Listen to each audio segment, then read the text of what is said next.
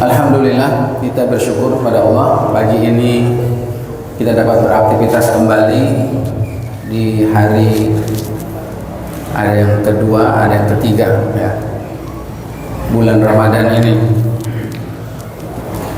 Tentu hati-hati kita masih diliputi dengan semangat ya, dengan bahagia dengan bulan Ramadan ini. Ada nggak yang udah mulai ngitung kapan Lebaran, Pak? Baru masuk hari kedua udah ngitung Lebaran berapa hari lagi? Mungkin ada, tapi kita perlu tahu makna. Apa maksud dia menghitung Lebaran? Karena bisa jadi orang-orang yang menghitung Lebaran itu adalah udah nggak betah di Ramadan, pengen buru-buru, nggak menikmati, tersiksa di bulan Ramadan. Ada juga yang menghitung itu adalah karena begitu menikmati hanyut. Waduh, Ramadan udah masuk hari kedua, berarti tinggal 28 hari, 27 hari lagi. Saya harus manfaatkan dengan sebaik-baiknya. Saya harus jangan sampai cepat berlalu. Nah, kita termasuk yang pertama atau yang kedua? Mudah-mudahan masuk yang kedua, menikmati waktu demi waktu Ramadan kita. Nah, para jemaah sekalian, barangkali menjadi penting di awal-awal, masih awal-awal Ramadan ini adalah kita bertanya tentang tolak ukur keberhasilan Ramadan kita.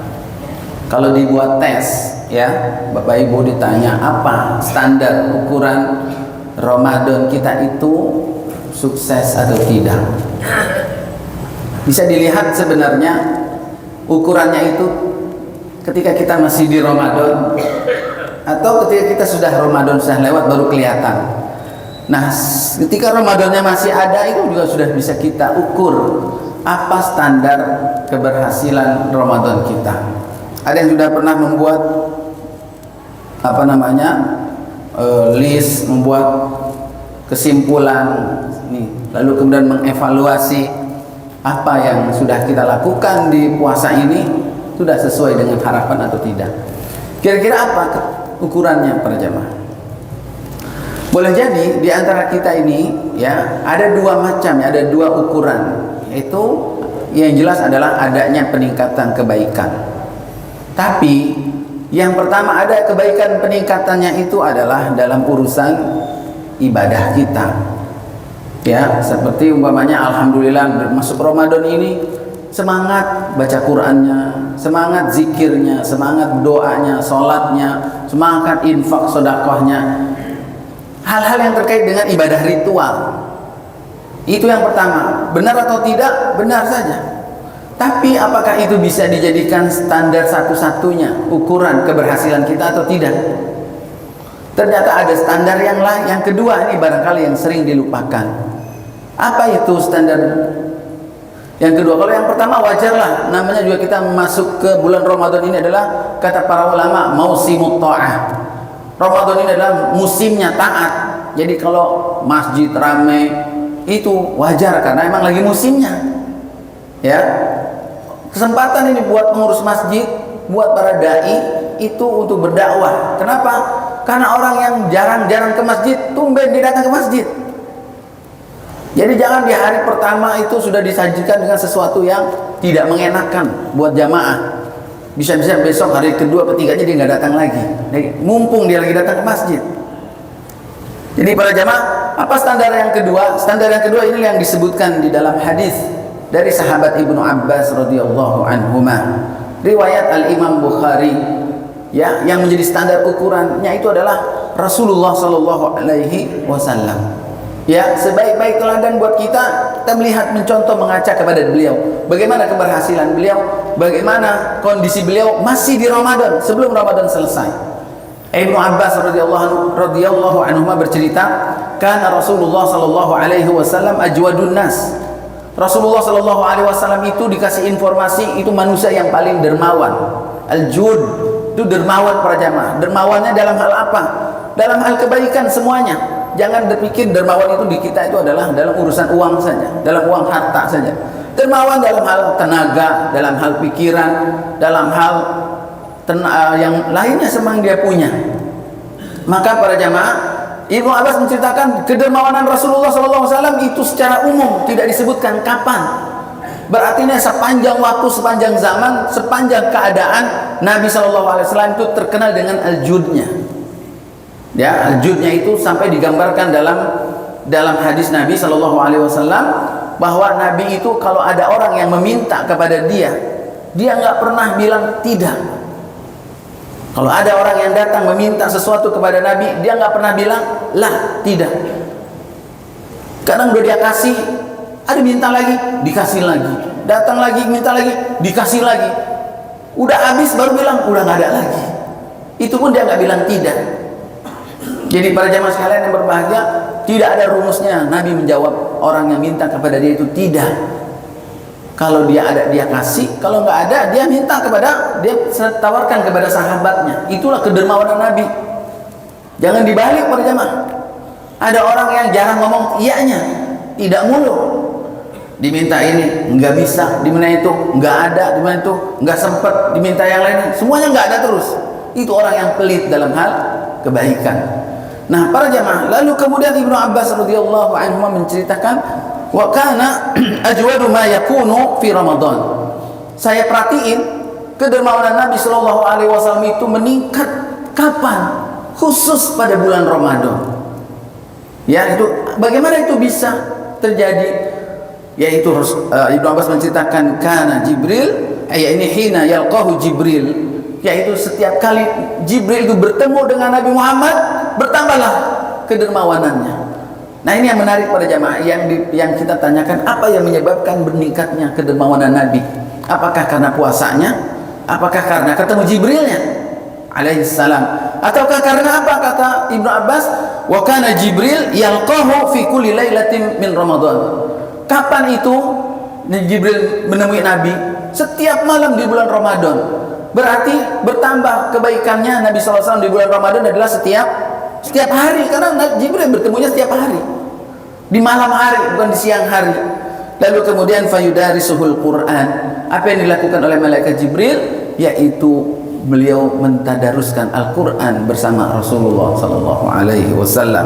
Qala Ibnu Abbas mengatakan, kana Rasulullah sallallahu alaihi wasallam hina yalqahu alaihi salam ajwadun bil khair minar rihil mursalah. Nah, itu tuh kata Ibnu Abbas. Setiap kali malamnya Jibril datang, kemudian pagi harinya Nabi SAW bertambah dermawanannya dalam hal kebaikan, bahkan lebih dermawan daripada angin yang berhembus. Paham nggak Pak Bu maknanya? Apa itu angin yang berhembus maknanya? Ya, bahasanya Ibnu Abbas ini mengkaitkan kedermawanannya itu dengan angin. Jadi angin itu memberikan kesejukan. Angin itu berhembus itu memberikan manfaat. Ya, apalagi sedang panas, ditunggu-tunggu kedatangannya. Dan angin itu kalau sudah berhembus, sifatnya adalah sur'ah, cepat, lalu kemudian menyapa semua orang. Menyapa, tidak pilih kasih. Semua yang hadir dapat kesejukannya. Tidak pilih kasih. Begitulah Nabi SAW, kedermawanannya dirasakan oleh semua orang. Bahkan non-muslim sekalipun dia merasakan kedermawanannya. Nah pertanyaannya para jamaah Bapak Ibu, dari hadis tadi, kira-kira yang menyebabkan Nabi SAW bertambah kedermawanannya itu apa? Apakah karena puasanya? Apakah karena bertemu dengan malaikat Jibrilnya? Ataukah karena Al-Qurannya? Jawabannya apa Pak? Jawabannya adalah karena semuanya. Jadi satu adalah puasa, dua adalah Al-Quran. Ini tidak bisa dipisahkan. Dan satu lagi yang menarik adalah Rasulullah SAW masih membutuhkan rekan, partner dalam hal belajar Al-Quran. Siapa yang bisa menyeimbangi Nabi SAW dalam belajar Al-Quran? Yang mendadaruskan Al-Quran yaitu adalah malaikat Jibril. Jadi tidak sendiri dia, ada waktunya dia sendiri, ada waktunya dia bersama. Berhimpunlah antara puasa dengan Al-Quran, maka itulah yang kemudian menjadi tolak ukur keberhasilan Ramadan itu bertambahnya bukan sekedar ibadah ritual kita yang bertambah. Baca Qur'annya nambah, bagus. Sholatnya nambah, bagus. Sedekahnya nambah, bagus. Ya, doanya nambah, zikirnya nambah, bagus. Tapi jangan lupa, salah satu tolak ukur keberhasilannya adalah bertambah kedermawanannya, manfaat dirasakan oleh orang lain. Dan yang paling penting berikutnya, yang kedua adalah apa penyebabnya. Ini yang kita ingin bahas para jamaah. Apa kiat supaya puasa kita itu sukses berdasarkan hadis ini, dan juga ditopang, ditunjang dengan ayat Al-Quran surat Al-Baqarah ayat 185, bahwa keberhasilan puasa itu adalah dengan ketika disandingkan kebersamaannya dengan Al-Quran. Ya, jadi siapa yang puasa, alhamdulillah kemarin sudah hari ke-1, ya udah hari kedua berpuasa, umpamanya begitu buka puasa, alhamdulillah. Ternyata dia cuma menahan makan, menahan haus doang, siangnya itu tidak ada pertambahan amal. Sementara kalau kita lihat bagaimana Nabi dan para sahabat dulu, itu bertambahnya kebaikannya di bulan Ramadan itu adalah banyak prestasi-prestasi yang diraih di bulan Ramadan. Jadi puasanya itu menghasilkan prestasi yang dahsyat. Bahkan kalau kita lihat asbabun nuzulnya, bahwa ibadah puasa Ramadan itu diwajibkan pada tahun keberapa? Tahun kedua Hijriah para jemaah. Ayat itu ya yang memerintahkan untuk berpuasa Ramadan itu turunnya pada bulan Sya'ban. Bulan Sya'ban, habis bulan Sya'ban adalah bulan Ramadan. Di tahun itu, tahun kedua kewajiban puasa Ramadan turun, bulan Ramadannya ada peristiwa besar. Apa itu? Perang Badar. Kira-kira baru hari tahun pertama apa ya Nabi dan para sahabat dulu puasa atau tidak kira-kira? Lagi mau perang, puasa atau tidak? Puasa para jamaah. Kecuali orang yang memang benar-benar tidak mampu, ya artinya ada uzur di perjalanannya, dia tidak puasa, mungkin bisa terjadi. Tapi puasa itulah yang membuat kemudian energi tenaganya itu kemudian bisa mengalahkan pasukan kafir Quraisy. Dahsyat para jamaah. Kita kalau lagi puasa suruh kerja bakti, semangat gak Pak? Lagi puasa boro-boro disuruh ajak perang, suruh kerja bakti. Ini suruh puasa ibu-ibu ya anak-anak diajak ke pasar aja mau beli baju lebaran, nggak puasa, nggak kuat.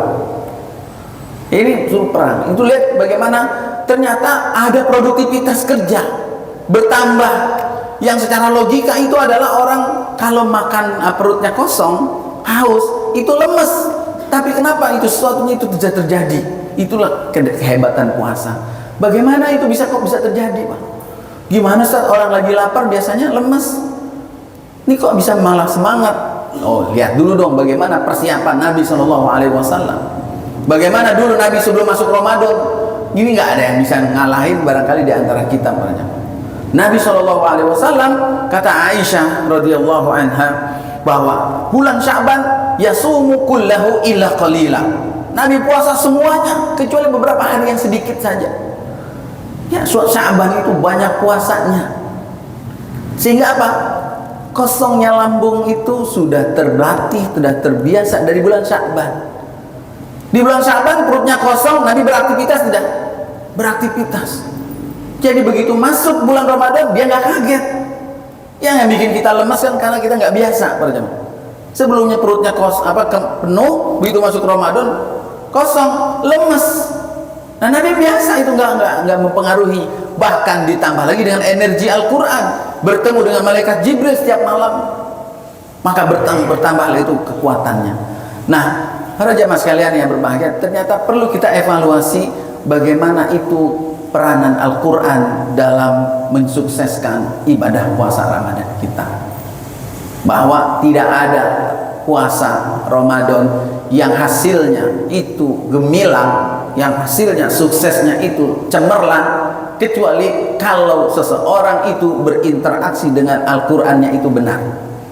Kalau orang itu berinteraksi dengan Al-Qurannya itu baik, maka puasa akan baik. Karena inilah contohnya Nabi SAW dengan malaikat Jibril pada jamaah. Dan dilalah ayat, petunjuk ayat pun mengatakan demikian.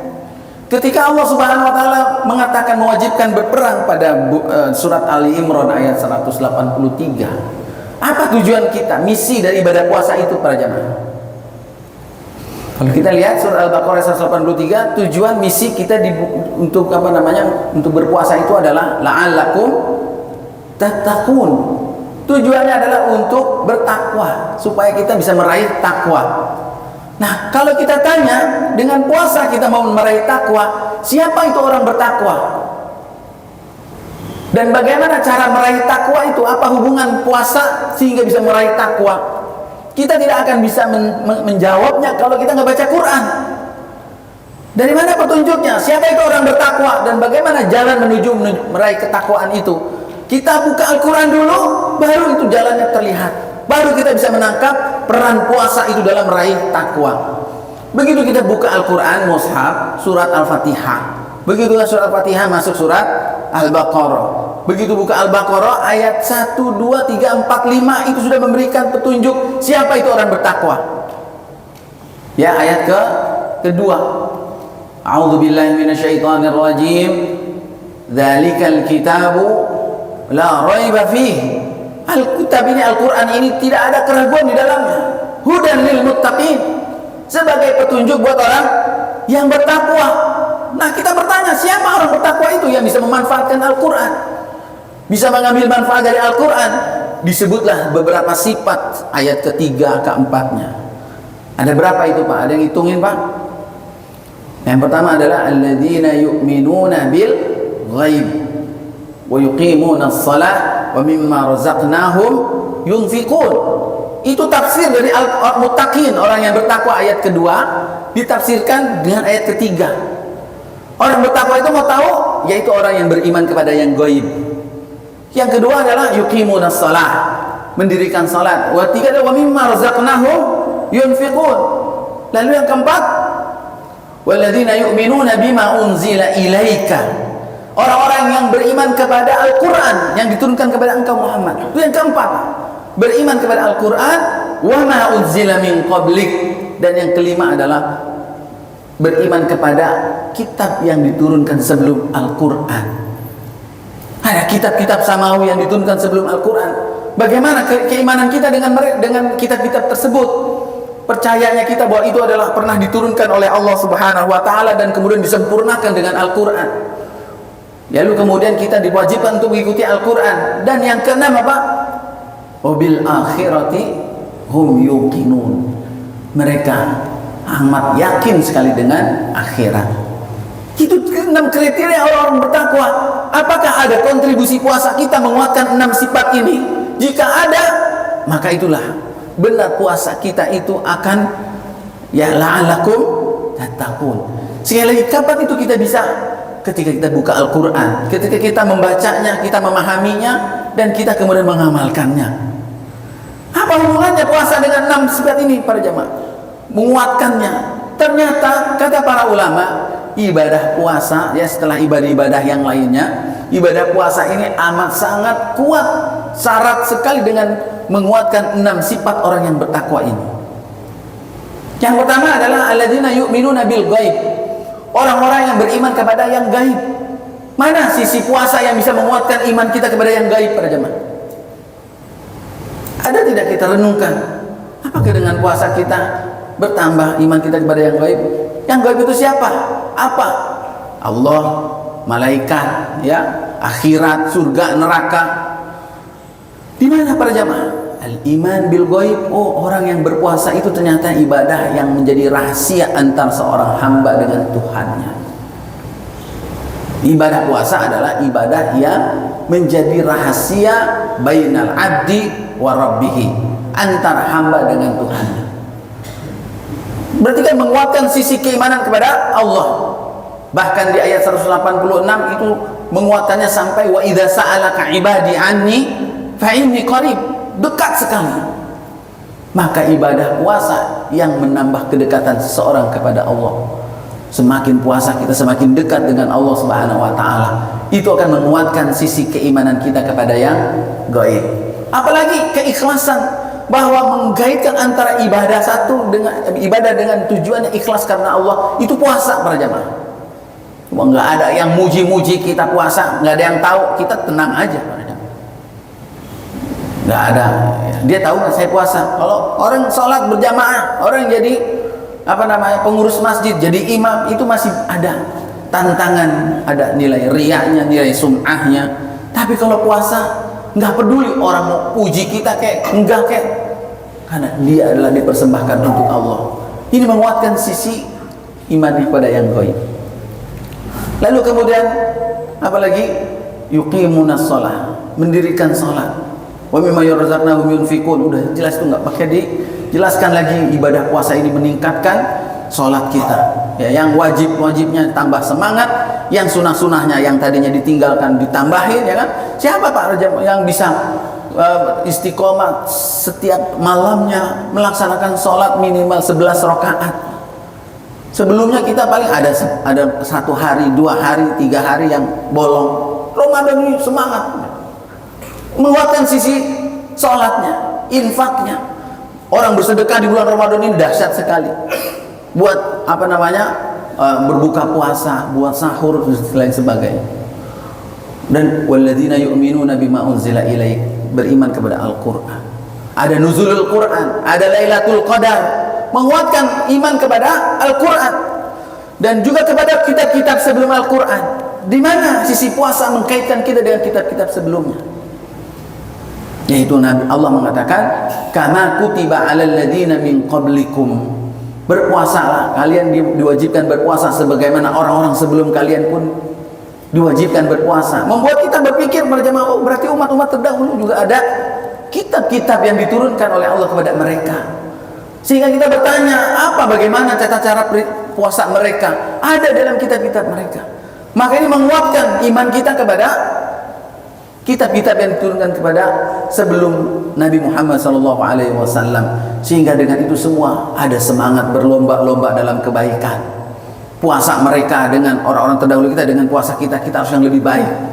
Ya, kita harus lebih bersyukur. Kenapa? Puasa mereka lebih susah daripada puasa kita. Sehingga kita lebih bersyukur menghargai puasa ini, bukan malah malas-malasan. Wabil akhirati hum yuqinun. Dan dalam kepada akhirat semakin yakin. Di mana sisi puasanya itu para jemaah menguatkan iman kepada akhirat. Hadis Nabi SAW, lis-shaimi farhatan. Bagi orang yang berpuasa itu ada 2 kebahagiaan.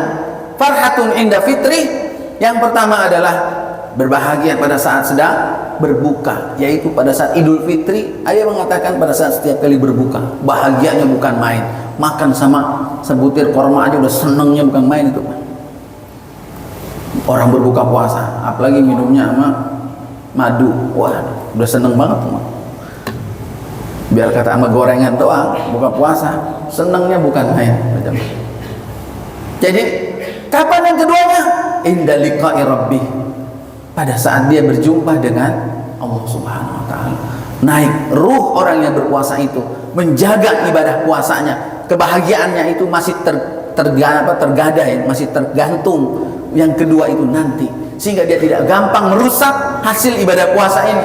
Kebahagiaannya jangan dirusak pada saat Idul Fitri, pada saat berbuka saja, tapi seterusnya sampai dia berjumpa dengan Allah Subhanahu wa taala. Bukankah itu mengingatkan, menguatkan, wabil akhirati hum yuqinun, ulaika ala hudan min rabbihim. Mereka itulah orang yang memiliki sifat 6 ini, berada dalam petunjuk Tuhan mereka. Wa ulaika humul muflihun. Mereka itulah orang yang muflihun, orang yang beruntung. Al-falah bahasanya adalah beruntung, bukan an-najah. An-najah itu sukses juga. Apa bedanya? Al-falah itu lebih kepada meliputi dunia dan akhirat. Al-falah di dunianya dapat kebaikan puasa, di akhiratnya juga. Ulaika humul muflihun. Oh, setelah buka Al-Quran menjadi jelaslah arah bagaimana dia harus menjalankan ibadah puasa ini. Oleh sebab itu juga para jamaah sekalian yang berbahagia, di surat Al-Baqarah ayat 185, Allah Subhanahu wa taala ketika mewajibkan ibadah puasa Ramadan, faman syahida minkumus syahra falyasumhu. Ketika mau memerintahkan puasa Ramadan, ayatnya diawali dengan Al-Quran terlebih dahulu. Syahrul Ramadan alladzi unzila fihi al-Quran hudan linnas wa bayyinatin minal huda wal furqan faman syahida minkumus syahra falyasum. Ini menunjukkan apa? Ada ikatan yang kuat antara Al-Quran dengan puasa. Sukseskan Al-Quran, puasa kita akan sukses. Dan di dalam hadis riwayat Al-Imam Ahmad, tidak hadis sahih, Rasulullah SAW mengatakan nanti pada hari kiamat, yaumul qiyamah, Al-Qur'anu was-siyamu yashfa'an. Quran dan puasa itu akan memberikan syafaat. Disebutkan dua para jamaah, Quran dan siam, puasa. Yaqulus siyam, puasa akan berkata di hadapan Allah Subhanahu wa taala, ya Rabb, ya Tuhan kami, inni mana'tuhu at-ta'am wasyahawat bin nahar. Akulah yang menahan dia dari makan dan syahwat di siang hari, ya Allah. Siapa yang menyebabkan dia bisa meninggalkan makan, minum dan syahwatnya? Aku, puasa, katanya. Fasyafi'ni fihi, maka izinkan aku untuk memberikan syafaat kepada orang itu. Gak mau kalah, yaqulul Qur'an, Al-Quran pun berkata, ya Rabb, inni mana'tuhu an-nawma bin nahar bil lail. Akulah ya Allah yang menyebabkan orang ini tertahan tidurnya di malam hari. Akulah yang menyebabkan orang ini terganggu tidurnya karena aku, dia sibuk membaca Al-Quran. Fasyafi'ni fihi, izinkan aku memberikan syafaat kepada orang ini. Fayashfa'an, akhirnya duanya memberikan syafaat kepada orang tersebut. Begitu kuat hubungan antara Al-Quran dengan as-siyam. Para ulama mengatakan kalau as-siyam itu adalah mengkondisikan seseorang di siang harinya, mempersiapkan tubuhnya pada saat makanannya, sesuatu kotoran yang ada di lambungnya itu keluar, dosa-dosanya pun ditahan, tidak melakukan dosa dan maksiat, maka saat itu tubuhnya menjadi meningkat energinya. Dia siap untuk digerakkan. Lalu apa yang menggerakkannya? Al-Quran memberikan isinya, kontensnya. Ente harus begini, ente harus begitu, ente harus begini.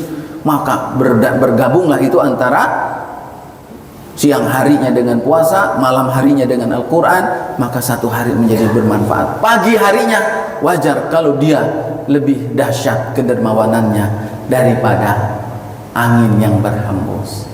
Bagaimana dengan puasa-puasa kita para jamaah? Mumpung masih di awal-awal Ramadan, perbaiki interaksi kita dengan Al-Quran, sehingga perbaiki pula puasa kita, sehingga kita akan kontrol bagaimana hasilnya. Ini yang dikhawatirkan para jamaah, karena kita tidak biasa. Di siang hari lambung kita kosong, lemes, terus kita menyerah, terus kita pasrah. Mau bagaimana lagi, lemes. Ya, kalau kata orang Betawi bilang teklok, mau diajak sono susah, diajak sini susah, lemes. Ya, begitu buka puasa, balas dendam. Akhirnya semuanya yang kolak, yang es ada, sirup ada, madu, korma, semuanya ada, makan kekenyangan.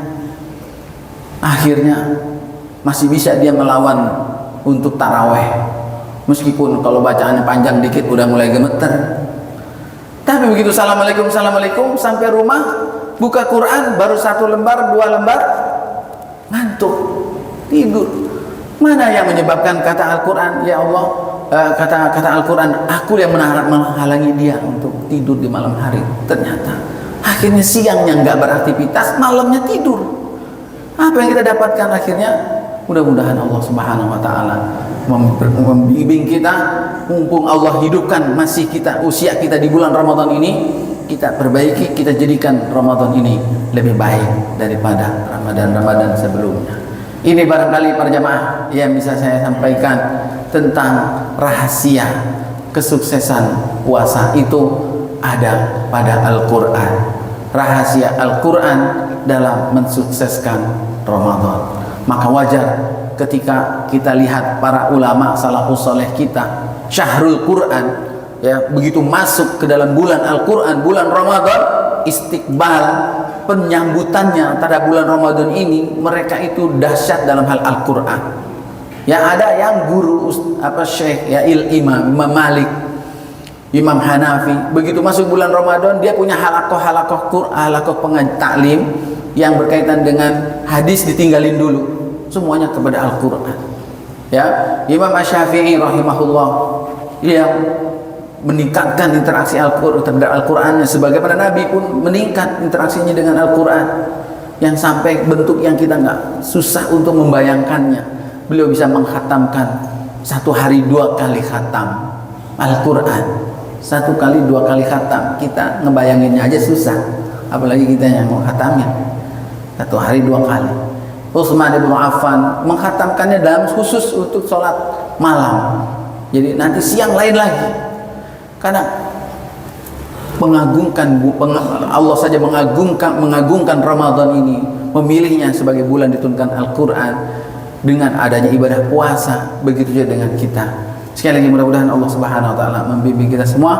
Aqulu qawli hadza wa astaghfirullahal azim li wa lakum wa lisairil muslimin wal muslimat. Subhanaka Allahumma wa bihamdika asyhadu an la ilaha illa anta astaghfiruka wa atubu ilaik. Wal 'afu minkum. Wassalamu alaikum warahmatullahi wabarakatuh.